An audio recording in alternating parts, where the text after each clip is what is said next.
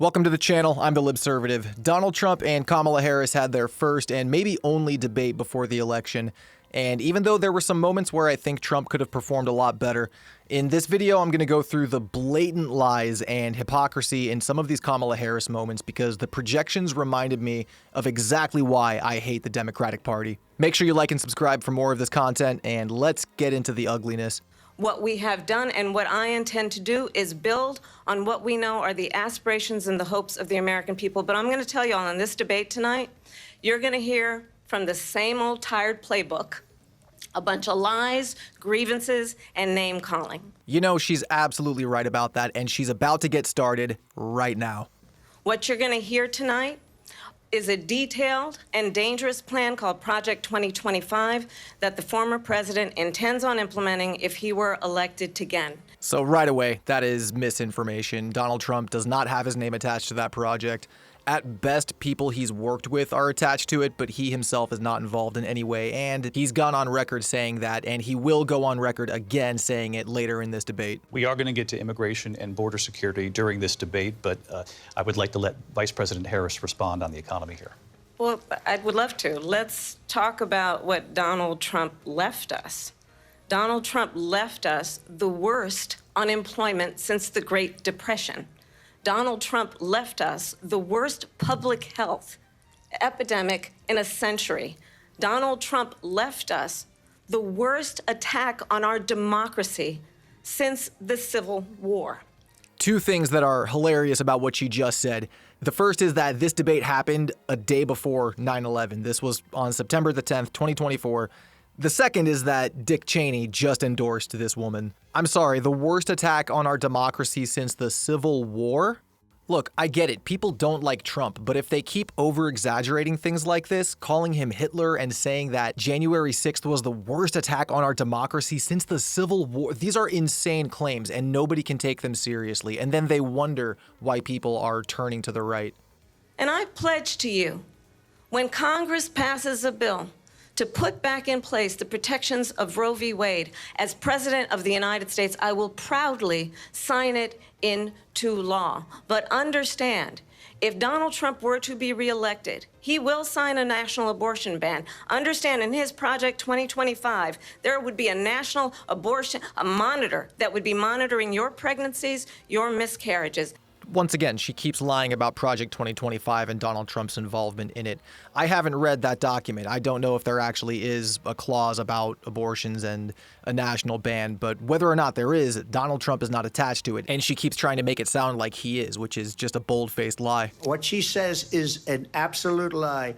And as far as the abortion ban, no. I'm not in favor of abortion ban. I mean, there it is, clear cut, clear as day, but you already know that the media is going to find some way to spin it and make it sound like he is in favor of it. This next clip is one of my favorites because it perfectly encapsulates a lot of my issues with the Democratic Party right now, and it's a masterclass in projection. This is page 1 of the Democratic Handbook. Check it out. I think it's, honestly, I think it's a tragedy that we have someone who wants to be president who has consistently, over the course of his career, attempted to use race to divide the American people. You know, I do believe that the vast majority of us know that we have so much more in common than what separates us, and we don't want this kind of approach that is just constantly trying to divide us, and especially by race. No, no, no, no, no, no. It has been the Democrats time and time again.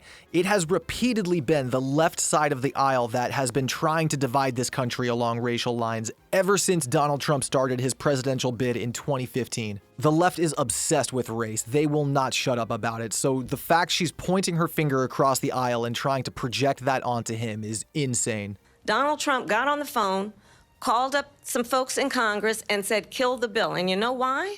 Because he'd prefer to run on a problem instead of fixing a problem. Oh, you mean the same way that the Democrats refused to codify Roe versus Wade for 50 years so that they could keep threatening their voter base with the idea that the Republicans would eventually take it away. Well, surprise, surprise, they did. You could have avoided this entire mess 50 years ago, but you'd rather run on a problem instead of fixing a problem. Projection 101. World leaders are laughing at Donald Trump.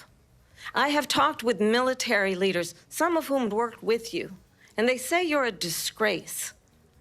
And when you then talk in this way in a presidential debate and deny what over and over again are court cases you have lost because you did, in fact, lose that election, it leads one to believe that perhaps we do not have in the candidate to my right the temperament or the ability to not be confused about fact. That's deeply troubling, and the American people deserve better. Oh my God, she is so unlikable. This holier-than-thou mentality when she's infinitely worse. Oh, that's disgusting. Vice President Harris, I want to get your thoughts on support for Ukraine in this moment, but also as Commander-in-Chief, if elected, how would you deal with Vladimir Putin, and would it be any different from what we're seeing from President Biden? Well, first of all, it's important to remind the former president you're not running against Joe Biden, you're running against me. And who put you in this position, Kamala? Because it wasn't the voters. I believe the reason that Donald Trump says that this war would be over within 24 hours is because he would just give it up. And that's not who we are as Americans. Let's understand what happened here. Yeah, let's understand what happened here. I thought it wasn't us who was at war with Did I miss something? Are we at war with Russia? What do you mean give up? Giving up what? This proxy war that you guys have denied is a proxy war? She's really saying the quiet part out loud here. I say let her cook. The Cheney endorsement speaks volumes enough as it is, but let's get on to the last clip here because it caps this entire segment off pretty nice. First of all, I absolutely support, and over the last 4 years as vice president, private health care options, but what we need to do is maintain and grow the Affordable Care Act. But I'll get to that, Lindsay. I just need to respond to a previous point that the former president has made. I've made very clear my position on fracking, and then this business about taking everyone's guns away. Tim Walz and I are both gun owners. We're not taking anybody's guns away, so stop with the continuous lying about this stuff. I completely agree. I wish that she would stop lying about this stuff. She's gone on record multiple times stating that she will take away assault rifles. Her position on fracking is not clear because she keeps flip-flopping on the issue. And yeah, she keeps lying about virtually everything. I need to make it abundantly clear at the end of this segment. I'm not a Republican myself. I guess I'm what could be considered a modern conservative, but I've always seen myself as a classical liberal. All of my fundamental beliefs lean left, and the fact that the Democrats masquerade as the party that represents me and my beliefs is laughable. I'm politically homeless. There is not a single political party that represents me, which is why I don't have party loyalty. I'm an independent, and this debate reinforced why.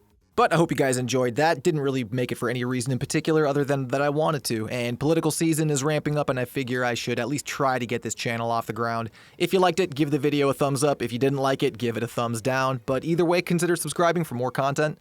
I've been the Libservative and I will see you next time.